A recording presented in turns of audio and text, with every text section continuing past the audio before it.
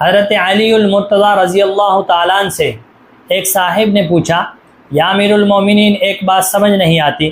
حضرت نے پوچھا، بھائی فرمائیے کیا سمجھ نہیں آتا؟ عرض کی کہ یا امیر المومنین شادی کا مطلب سمجھ نہیں آتا۔ اب دیکھیں، اندازہ لگائیں صحابہ کرام رضوان اللہ تعالیٰ علیہ مجمعین کی حسن کا، فراست کا اور ان کے صبر کا دین کے متعلق سوال نہیں ہے، لیکن فرمایا بھائی پوچھیں کیا مسئلہ ہے؟ پوچھا، عرض کی کہ امیر المومنین شادی کا مطلب سمجھ نہیں آتا۔ حضرت نے فرمایا بھائی کیوں نہیں سمجھ آتا؟ عرض کی کہ امیر المومنین شادی نام کس چیز کا ہے؟ حضرت علی المرتضیٰ رضی اللہ تعالیٰ عنہ نے فرمایا کہ شادی نام ہے سرور الشہر، تو ایک ماہ کے سرور، ایک ماہ کی لذت، ایک ماہ کے مزے کا نام شادی ہے۔ اس صاحب نے دوبارہ پھر سوال داغ دیا، عرض کی یا امیر المومنین پھر اس کے بعد کیا ہے؟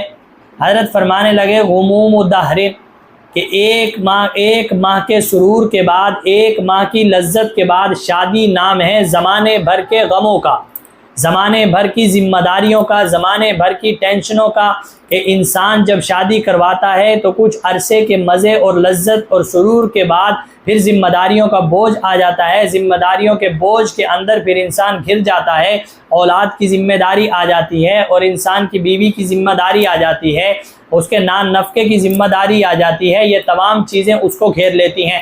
اس انسان نے دوبارہ پھر سوال داغ دیا۔ حضرت کا صبر دیکھیں۔ حضرت امیر المومنین سیدنا علی المرتضیٰ رضی اللہ تعالیٰ عنہ سے عرض کی، امیر المومنین پھر اس کے بعد کیا منظر پیش آتا ہے؟ حضرت فرمانے لگے قصور الظہر، اس کے بعد انسان پر اور ذمہ داریاں آ جاتی ہیں، اولاد کے ساتھ ساتھ خاندان کی ذمہ داری آ جاتی ہے، پھر اولاد کی شادیوں کی ذمہ داری آ جاتی ہے، پھر ان غموں کے بعد اگلا سٹیپ جو ہے وہ ہے انسان کو کبڑا کرنے کا۔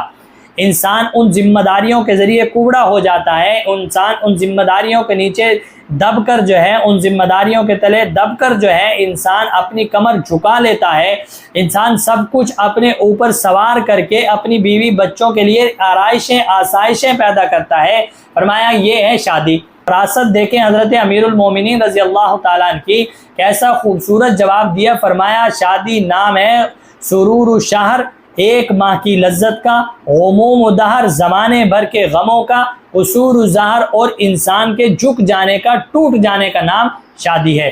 حضرت شیخ الحدیث حضرت مولانا ادریس کاندلوی رحمہ اللہ جامعہ اشرفیہ لاہور کے شیخ الحدیث گزرے ہیں، ان کے بعد شاگردوں نے یہ واقعہ نقل فرمایا ہے۔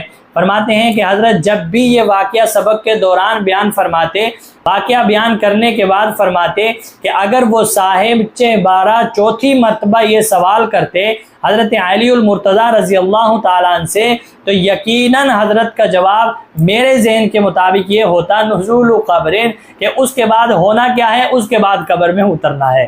یعنی شادی 4 چیزوں کا نام فرمایا کہ سرور و شہر، ایک ماہ کی لذت، غموم و دہر زمانے بھر کا غم، قصور و ظہر انسان کی ذمہ داریوں کے نیچے دب کر جھک جانا۔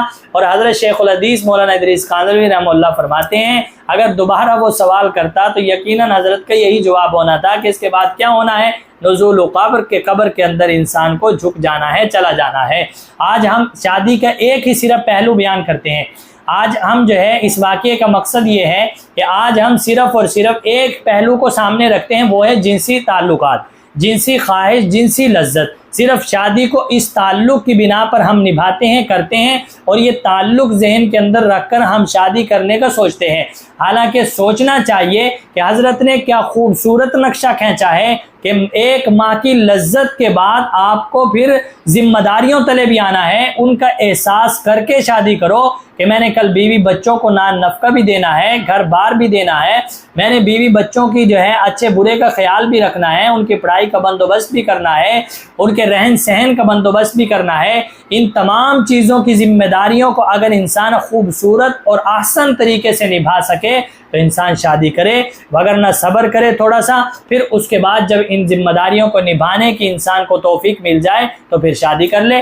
آج ہم ایک پہلو کو سامنے رکھتے ہیں، ایک صرف اور صرف پہلو کو، سرور الشہر، ایک ماہ کی لذت کو سامنے رکھتے ہیں، غموم الدہر اور قصور الظہر، ہم زمانے کے غموں کو اور ہم ذمہ داریوں کو سامنے نہیں رکھتے، اسی لیے اکثر دیکھنے کے اندر آیا ہے کہ شادی کے بعد پھر انسان ان ذمہ داریوں کو جب نہیں اٹھا سکتا، لڑائی جھگڑا ہوتا ہے، لڑائی جھگڑے کے بعد شیطان طلاق تک نوبت پہنچا دیتا ہے۔ بہرحال انسان کو تمام ذمہ داریوں کا احساس کر کے پھر شادی کرنی چاہیے۔